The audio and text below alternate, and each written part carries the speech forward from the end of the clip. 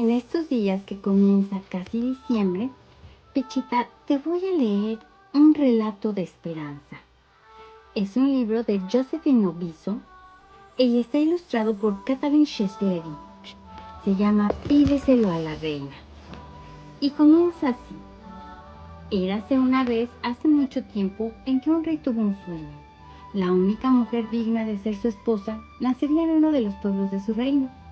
El rey prometió a los habitantes de ese pueblo: yo me ocuparé de todas vuestras necesidades, si vosotros me servís y no me deshonráis.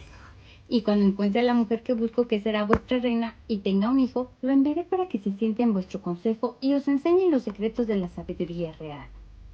Se prepararon los documentos que fueron firmados tanto por el rey como por el alcalde. El rey Pichita fue fiel a su palabra y veló por todas las necesidades de los habitantes de ese pueblo. Construyó un puente para que no tuvieran que descender al valle oscuro para cruzar. Hizo un acueducto que les llevaba agua clara. Seleccionó los árboles más grandes de sus bosques para que con su madera construyeran sus casas y crió los potros más hermosos para sus establos. El rey también, Pichita, reservó para ellos las simientes más selectas, de modo que pudieran cocinar panes sabrosos y los árboles dieran frutos repletos de néctar. Les envió los mejores lienzos, las telas más delicadas y el mármol más precioso para que todo el que se sintiera movido pudiera usar sus talentos. El rey, Pichita, les envió caños de oro para su fuente. Los niños bebían de ese oro. Los caballos doblaban el cuello en el abrevadero. Las mujeres estrujaban la colada y los viajeros se refrescaban gracias a la generosidad del rey. Los habitantes de aquel pueblo vivían según el querer del rey y según esta conformidad se encontraban perfectamente seguros y alegres. Con el tiempo, por supuesto, nació en ese pueblo la chica más hermosa. Al crecer, nunca iba por leña sin llenar primero las cestas de los vecinos más necesitados. Nunca preparaba pan sin haber guardado varios barres para los demás. Y aunque sus padres murieron pronto, siempre se negó cualquier gusto si podía ofrecérselo antes a otra persona. Un día, mientras esta doncella dormía, bajo un cenador en el que se arrullaban las palomas, experimentó un sueño extraordinario. Se le acercó un ángel con un niño de aspecto noble, cuya carne refulgía y a cuya vista el corazón quedaba atravesado tanto de pena como de deseo. Cuando despertó, se encontró al rey ante ella, pidiendo su mano.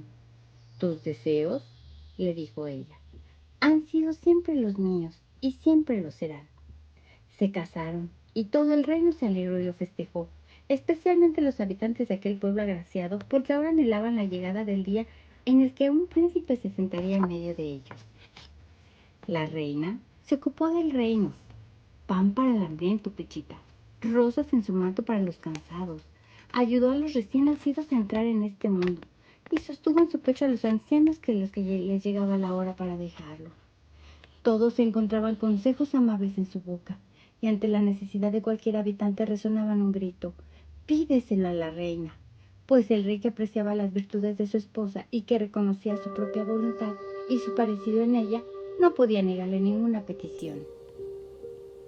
A pesar de la fidelidad del monarca, los habitantes de este pueblo agraciado comenzaron a cansarse de esperar al príncipe. Como se afanaban en su trabajo, se convencieron de que no debían nada de lo que tenían a la corona. Y como sabían que el príncipe sería uno de los suyos, imaginaron que se habían merecido de alguna manera los derroches del rey por haber trabajado tanto. Descuidaron las tareas, hasta que el agua se volvió marrón y las hormigas destrozaron las cosechas.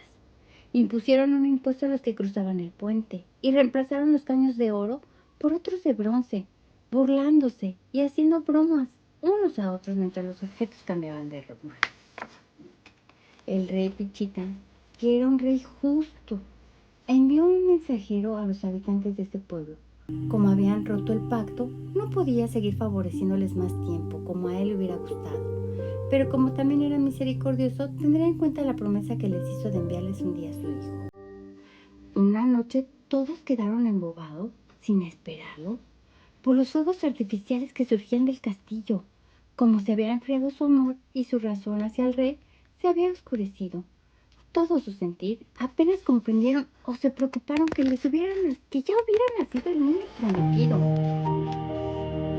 Según iba creciendo el príncipe, sus padres reflexionaban sobre sus gracias y estaban encantados. Toda la corte se llenaba de alegría al anunciar: «Mirad, el príncipe de la paz». Al cumplirse el tiempo, el rey envió al chico y a su madre al pueblo de la reina para que sus gentes recuperaran el sentido. Unos pocos habitantes sintieron hinchar su corazón de gozo ante la nueva esperanza de la cercanía de sus monarcas, tan buenos y tan gentiles. Pero en vez de dar al príncipe el sitio que le correspondía en el consejo del pueblo, una turba de gente le robó su hermoso caballo y saqueó sus pertenencias. Lo golpearon con las ramas de los mismos árboles que su padre había plantado, y como insulto final, colocaron al príncipe apaleado y maltratado sobre un burro, al que el propio alcalde hizo correr con una patada. Unas amigas secretas de la madre, triste y dolorosa, le ayudaron a recoger a su hijo herido y devolverlo a su padre. El rey recibió a su hijo con ternura y se lamentó: «Tercas criaturas, cómo abusan de su libertad y traen un desastre tras otro sobre sus cabezas». En su bondad, el rey, el príncipe y la reina, que eran los tres un solo corazón y una sola mente, esperaron algún gesto de arrepentimiento que pudiera devolver a los habitantes de ese pueblo la seguridad, y así la paz de todo el reino podría volver a ser completa. Amaneció el día terrible, cuando las gentes del pueblo se dieron cuenta de que no tenían nada para comer, ni agua que pudieran beber, sino que sus corazones estaban repletos de odio y de sospechas los unos para con los otros. El puente se había venido abajo y habían vendido sus caballos por pan. No hacía mucho tiempo. Nadie sabía en qué piojoso colchón o en qué agujero oscuro se habían escondido los caños de oro. No sabían hablar más de los días que en lo que tenían de todo. Algunos llegaron incluso a culpar de sus desgracias al propio rey que les había dado en ese tiempo todo. Para entonces se gestaba la rebelión, Pechita, pero los seguidores de la reina gritaron: «El rey aún nos ofrece todo, pero ¿cómo puede darnos algo si hemos roto nuestro juramento de lealtad y hemos retirado nuestro afecto a la reina?» Los habitantes del pueblo urgieron al alcalde: «Ve al castillo, lleva nuestras súplicas a la reina, que después de todo es uno de los nuestros.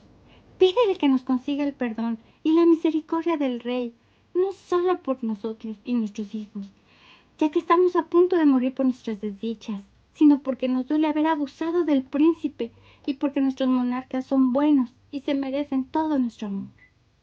Las gentes buscaron un ofrecimiento de paz. Finalmente arrancaron la única fruta que les quedaba: una manzana pequeña y deforme, en la que se veía incluso el agujero de un gusano. La reina Pichita recibió a su vecino con solicitud, con gran alegría. Escuchó el cambio de actitud de las gentes del pueblo. El alcalde le dijo: «Nos hemos visto reducidos a nada más que esta manzana podrida. Temo que vayamos a ofender al rey, a quien ya hemos ofendido demasiado. No somos dignos de acercarnos a él. Por eso te pedimos que intercedas por nosotros». La reina llevó la manzana al interior de las cámaras reales, y mientras relataba todo lo que había escuchado del alcalde, se la dio a su hijo, que la contempló, y se la pasó a su padre. El rey dividió la fruta en dos mitades, desechando la parte podrida. Le quitó el gusano y la piel imperfecta. Entonces se la devolvió al príncipe, que la troció en varias porciones finísimas. La reina preparó la fruta con sus propias manos sobre una fuente de oro. Acabó su explicación pidiendo al rey que concediera una audiencia a su vecino arrepentido, el que había tratado a su hijo con desprecio.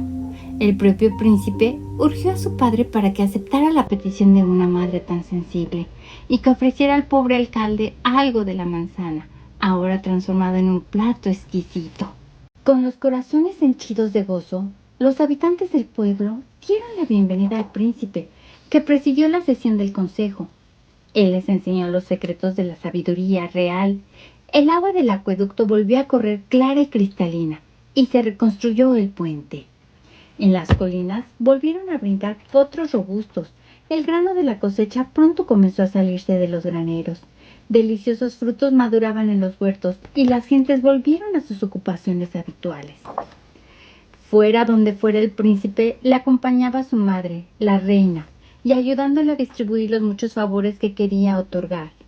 Un día, mientras rellenaba un colchón con paja fresca, la reina encontró los caños de oro.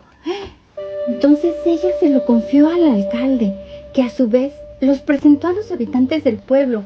Estos mostraron su deseo de que fueran devueltos al rey. Su confianza en el espíritu de bondad del rey le dejaba al rey la libertad de restablecer incluso esta gracia rechazada por su pueblo. Una vez más, los niños se bañaron en el oro de los dones del rey. Los caballos se agacharon para recibir su alimento. Las mujeres escurrieron la colada en su pureza. Los habitantes del pueblo nunca se cansaron de contar a los viajeros que se refrescaban ahí gratuitamente. Las buenas noticias de que de lo que disfrutaban no era simplemente agua, sino la inconmensurable merced que se había hecho a ese pueblo, un pueblo que lo había conseguido todo de su reina. Este relato, Pichita, quiere honrar el papel augusto de la bendita Virgen María en la salvación de los hombres. Es una alegoría. Como la reina de nuestra historia, María coopera de diversos modos a la acción salvífica del Señor para con los hombres, asumiendo las funciones de abogada, mediadora y corredentora. Espero que te haya gustado este relato alusivo al 12 de diciembre, Pichita.